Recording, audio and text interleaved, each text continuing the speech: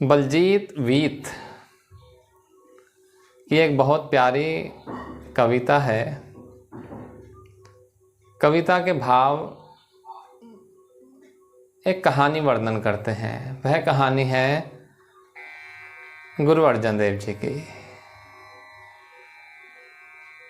अब चूंकि बात ऐसी चल रही है कि जो आसुरी स्वभाव वाला व्यक्ति है वह सोचता है मैं जीत जाऊं, मैं ये भी पालूं, मैं वो भी पालूं और हर चीज़ को मैं विजयी हो जाऊं, शत्रुओं को मार दूं। तो स्मरण आता है गुरु अर्जन देव जी के जीवन का। कविता एक बार पढ़ देता हूँ, फिर उसके साथ आपको मैं गुरु साहब के कुछ जीवन के पहलुओं को भी रखूँगा। पढ़ता हूँ। तत्ती तवी तत्ता रेता,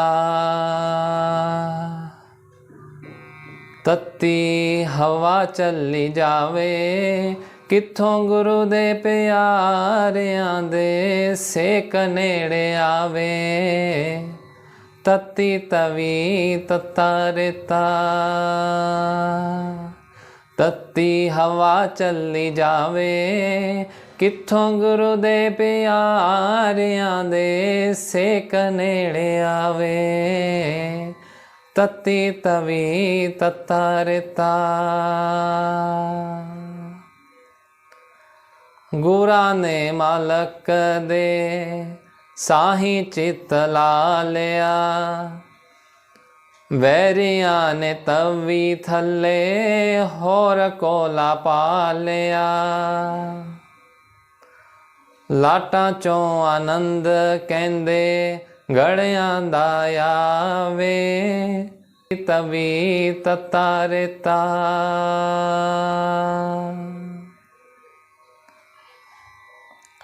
मियां मीर जान दासी, रूप बाबा रब दा,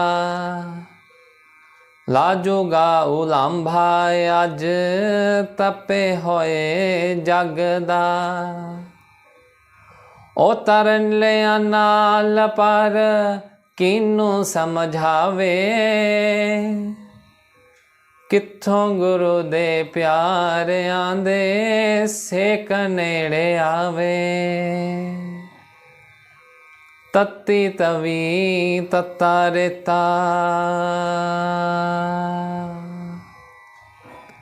वीत बल जीत कित्थों कन्निया ने ठारिया, जिन्ने फुल्लां उत्ते एडा कहर गुजारिया। ओ अग नेड़े आके केड़ा छबियां ना जावे, कित्थों गुरु दे प्यारियां दे सेक नेड़े आवे। तत्ती तवी तत्ता रेता, तत्ती हवा चली जावे, कित्थों गुरु दे प्यारियां दे सेक नेड़े आवे, सेक नेड़े आवे। तत्ती तवी तत्ता रेता। गुरु अर्जन देव जी, पंचम गुरु गुरु अर्जन देव जी, जो गुरु रामदास जी के पुत्र और जिनके नाना गुरु अमरदास जी। कथा कहता हूँ उनके जीवन की, बहुत सुंदर कथा। गुरु साहब सुशोभित हैं गुरु जी के ऊपर। गुरु साहब के बड़े भाई पृथ्वीचंद, जिनका गुरु के साथ विवाद था, और गुरु का ऐसा इलाही स्वरूप देख करके, गुरु का ज्ञान देख करके हर व्यक्ति पहुंच रहा था गुरु के पास, गुरु घर में अपने अज्ञान का निवारण करने हेतु। तो यहाँ तो गुरु के प्यासे, गुरु के ज्ञान को ग्रहण करने के लिए आए, और वहाँ जो होते हैं राजनायक, जो होते हैं नेता, वैसा ही एक मुग़ल बादशाह था जहांगीर, जिसको शुरू से ही कुछ सही नहीं लगता था कि गुरु अर्जन देव जी का इतना प्रख्याति हो रही है। वह तो ढूंढ रहा था कि किस तरह से पकड़ा जाए। खैर, गुरु साहब बैठे हुए हैं। गुरु साहब ने पोथी साहब की रचना की, आज जिसको हम गुरु ग्रंथ साहब कहते हैं। तो उस पोथी साहब में बड़े प्यार से मेरे गुरुदेव ने, गुरु अर्जन देव जी ने अलग अलग संतों, फकीरों, सबकी वाणी को एक ही जगह पर संग्रहित कर दिया। पोथी, एक ही पोथी में सबको स्थान दिया।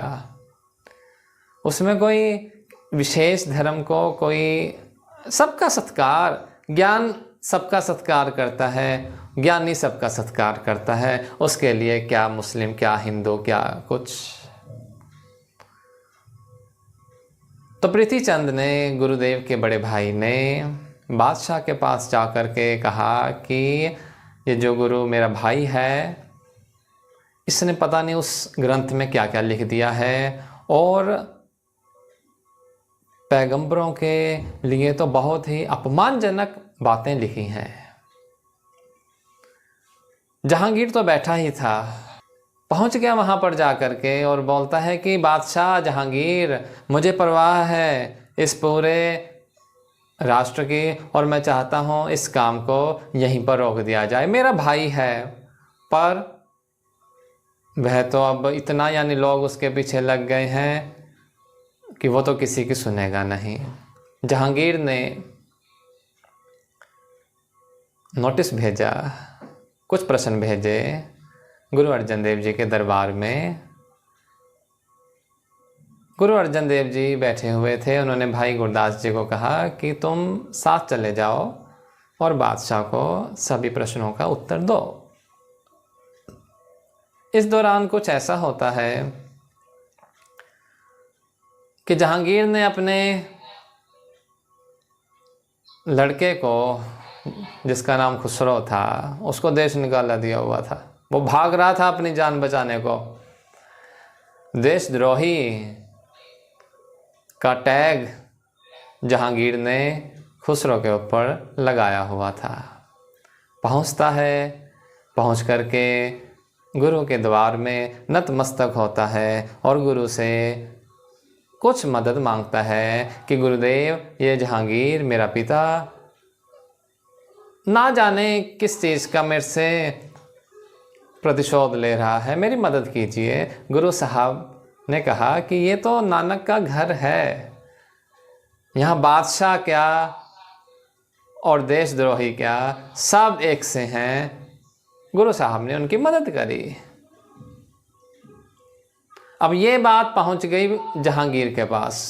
जहांगीर तो चाहता ही था कि कुछ ना कुछ ऐसा हो कि मैं गुरुदेव को पकड़ लूं। बस मुझे कुछ एक लिंक चाहिए कि मैं गुरुदेव को पकड़ लूं।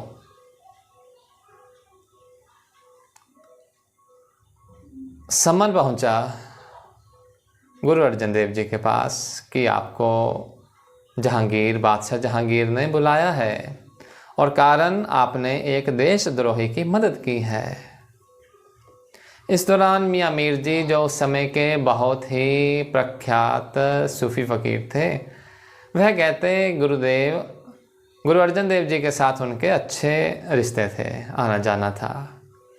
मियाँ मीर जी ने कहा कि गुरुदेव आप क्यों जा रहे हो, लाहौर में ये बादशाह बुला रहा है और आप जानते हो कि जहांगीर किस मंसूबे के तहत आपको बुला रहा है। आप या अगर कहें, आप केवल मुझको आदेश दे दें तो हम इस जहांगीर की ईंट से ईंट बजा देंगे। तभी आया ना मियाँ मीर जान दासी रूप बाबा रब दा लाजूगा उलंभा अज तपे होए जगदा ओ तरले नाल पर किन्नू समझावे। पर मियाँ मीर जी की बात गुरु साहब ने कहा कि ठीक है, जैसा हो रहा है हो जाने दो, और यदि जहांगीर की यह इच्छा है तो मैं ज़रूर जाऊंगा। अब गुरुदेव पहुंचते हैं जहांगीर के दरबार में, लाहौर में। लाहौर में पहुंच कर के सुनवाई होती है। जहांगीर ने किसी तरह कुछ हथकंडे लगा करके यह सिद्ध कर दिया कि आपने देशद्रोही खुसरो को मदद दी है, ये आपने गलत किया है। गुरु साहब ने कहा कि जो मेरे समक्ष मदद लेने के लिए आ गया, मैं उसको खाली हाथ नहीं भेज सकता, चाहे बादशाह हो चाहे कोई रंक हो। गुरु के दरबार में कोई फर्क नहीं है प्यारे। बादशाह कहाँ सुनने वाला था, जहांगीर कहाँ सुनने वाला था। जहांगीर ने, मैं बात कर रहा हूँ सन 1606 की, जहांगीर ने 2 लाख का जुर्माना लगाया भाजन देव जी के ऊपर। बादशाह कहता है कि आपको जुर्माना देना होगा 2 लाख रुपए का। समझ सकते हो 1606 सन में 2 लाख की क्या कीमत रही होगी। पर जुर्माना लगाया गया, और जब जुर्माना लगाया गया, गुरुदेव ने मना कर दिया कि मैंने कुछ गलत किया ही नहीं तो मैं क्यों दूं जुर्माना। बादशाह बोलता है कि तुमको सजा होगी। गुरुदेव कहते सजा क्या, तो जो करना चाहता है कर ले। डराया कि इस्लाम को स्वीकार कर लो, बोले नहीं, नॉट पॉसिबल, कि मैं जिस गुरुगद्दी से आता हूँ उस गुरुगद्दी की सेवा करते करते मेरे पिता, मेरे नाना कितने लोग रहे, और मैं ऐसा काम कर दूं ये शोभा नहीं देता, केवल अपने शरीर को बचाने के लिए। गुरु साहब ने कहा बादशाह क्या मारेगा, शरीर को मारेगा ना, मार सकता है तो मार दे, शरीर तो फिर मिल जाएगा, और ये तो वैसे भी खत्म होगा ही। जहांगीर को लगा कि बहुत ज्ञान की बात कर रहा है। हुक्म दिया उस मुगल बादशाह जहांगीर ने, ध्यान रहे मई का महीना था, मई जून का महीना, जब ये हुक्म दिया जहांगीर ने कि तवे के ऊपर गुरु साहब को बैठाया जाए और गुरु साहब के सिर के ऊपर रेत बालू गरम गरम डाल दी जाए। अब गुरु का दोष क्या है कि वह इस्लाम नहीं कबूल कर रहे, और दूसरा उन्होंने खुसरो की मदद की थी। और यहाँ पर तैयार हो गए गुरु तो आराम से बैठे हुए हैं, आंखें बंद, रेत सिर पर पड़ रही, नीचे अग्नि के ज्वालाएं उस तवे को गर्म कर रही हैं। गुरा ने मालक दे साही चित ला लिया, वैरियां ने तवी थले होर कोला पा लिया।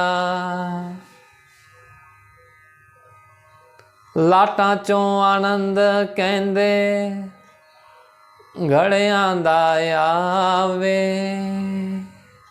कहते वो आनंद तुमको किस बात का हो रहा है, बाकी देख रहे हैं।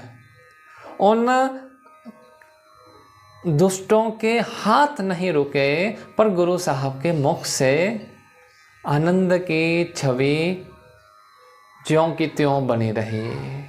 गुरु साहब के सिर पर गरम गरम रेत और नीचे जलती हुई ज्वालाएं, और फिर भी गुरु साहब आनंद की मुद्रा में बैठे हुए। कित्थों गुरु दे प्यारिਆਂ दे सेक नेड़े आवे, जिसका खुद अंदर भीतर ही अपना इतना आनंद की मस्ती से चित्त शांत हुआ पड़ा है, उसको ये लपटें कुछ कह सकती हैं क्या?